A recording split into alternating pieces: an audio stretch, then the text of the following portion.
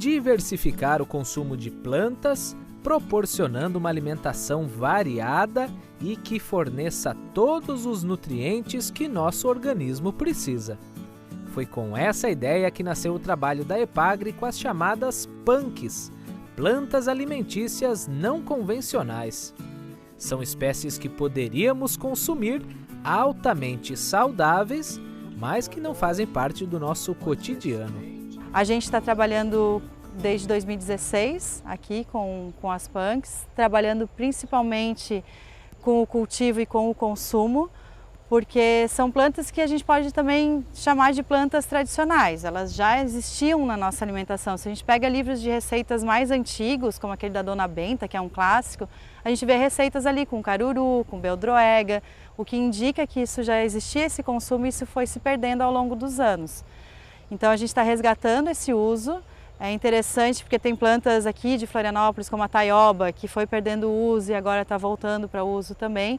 E todas elas têm um potencial nutricional assim muito legal, sabe? Com nutrientes, com compostos bioativos, com fitoquímicos que na diversidade da alimentação promove muita saúde.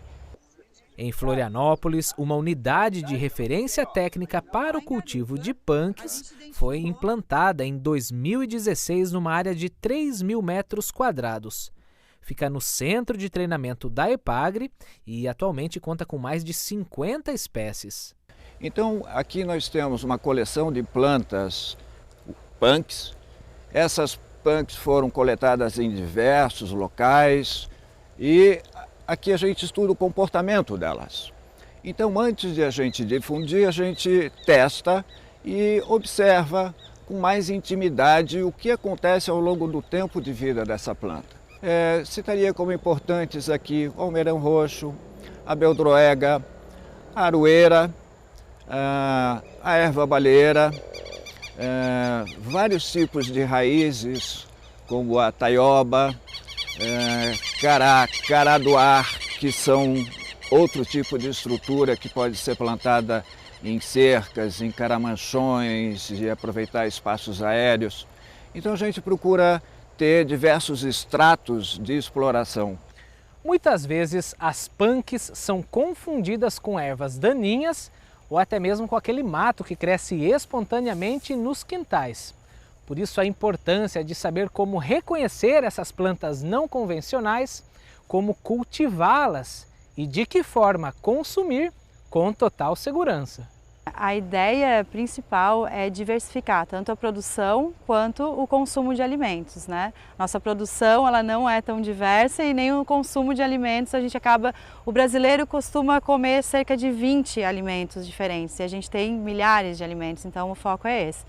E aí para isso a gente realiza várias atividades nas comunidades e dessas atividades surgiu a cartilha, né, o boletim didático sobre plantas alimentícias não convencionais, que foi publicado em 2017, com dicas de o que são, para que serve, como identificar, como consumir.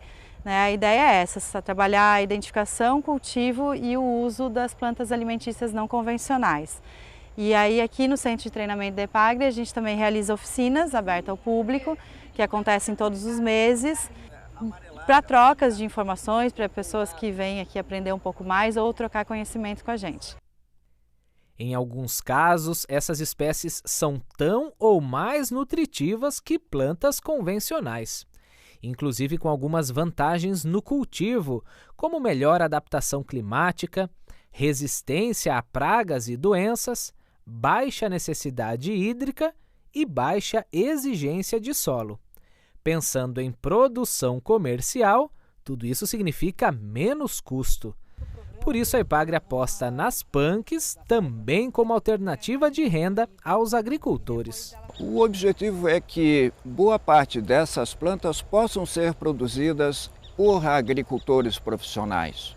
Elas não só são para o consumo doméstico, mas podem entrar num circuito comercial. Elas estão muitas vezes já nas lavouras dos produtores. Basta que se saiba que elas são úteis e possam ser aproveitadas de uma maneira que chegue à mesa de quem precisa consumir e não tem terra para produzir.